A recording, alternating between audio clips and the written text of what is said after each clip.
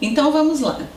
Primeiro item, um espírito desencarnado, né, um morto, um falecido, ele se encosta ao seu lado, ele se aproxima de você, da sua casa, da sua família, do seu trabalho, enfim, por karma, para um resgate, né, ou por vingança.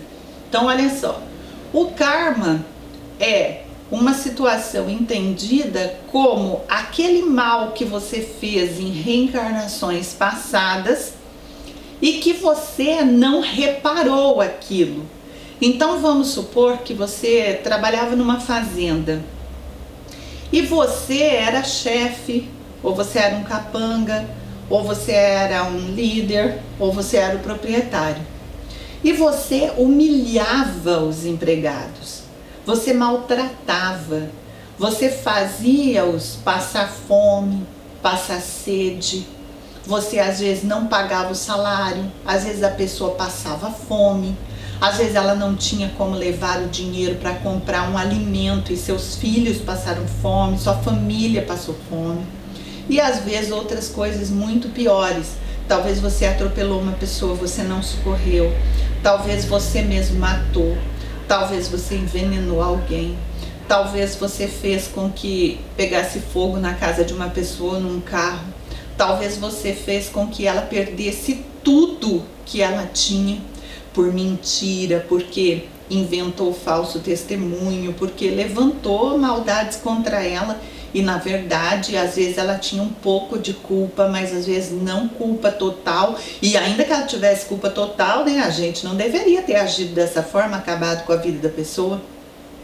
E daí, essa pessoa, então, que nós prejudicamos ardentemente, ela pode estar conosco e pode ser um membro da família. Sabe aquele membro difícil de lidar, aqueles que não dá certo, é só briga, só desentendimento, só acusação? Esse daí.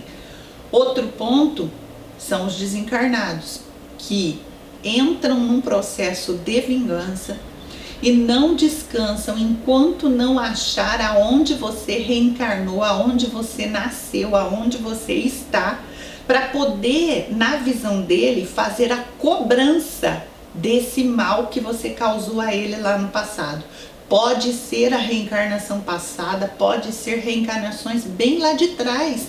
Eu já socorri espíritos, já conversei com espíritos que morreram, né, desencarnaram em 1700.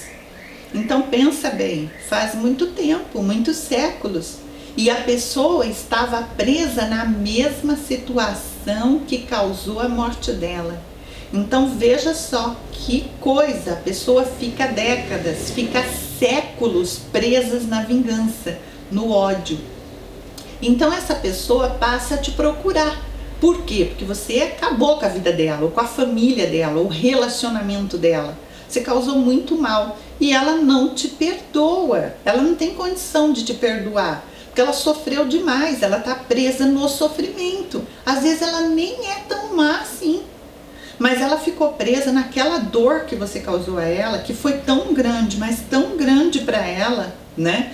E ela te procura. E quando ela te encontra, então aí ela vem para fazer com você algo parecido com o que você fez com ela.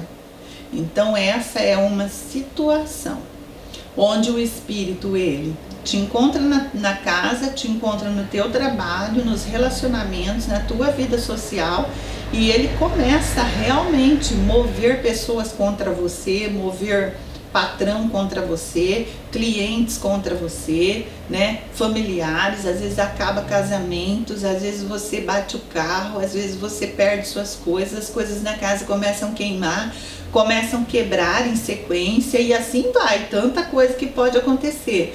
Por quê? Porque para ele está na razão. Você acabou com a vida dele, certo?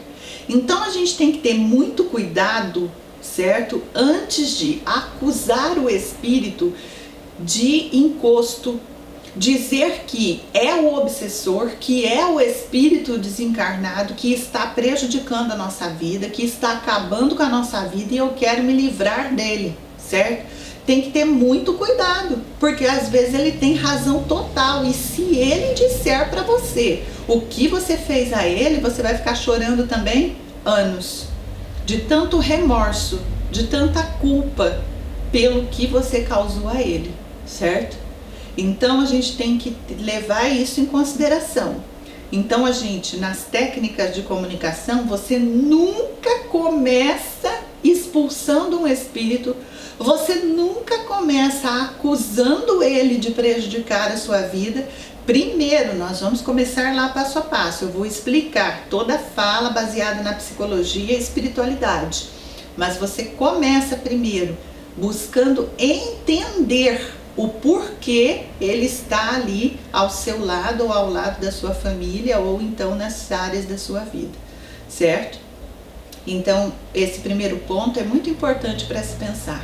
Por isso a gente tem que pedir muito perdão e tem que reparar todos os erros que a gente comete agora, enquanto está aqui, para que isso não seja empurrado para depois e se torne um processo de vingança, de ódio, de raiva e assim por diante.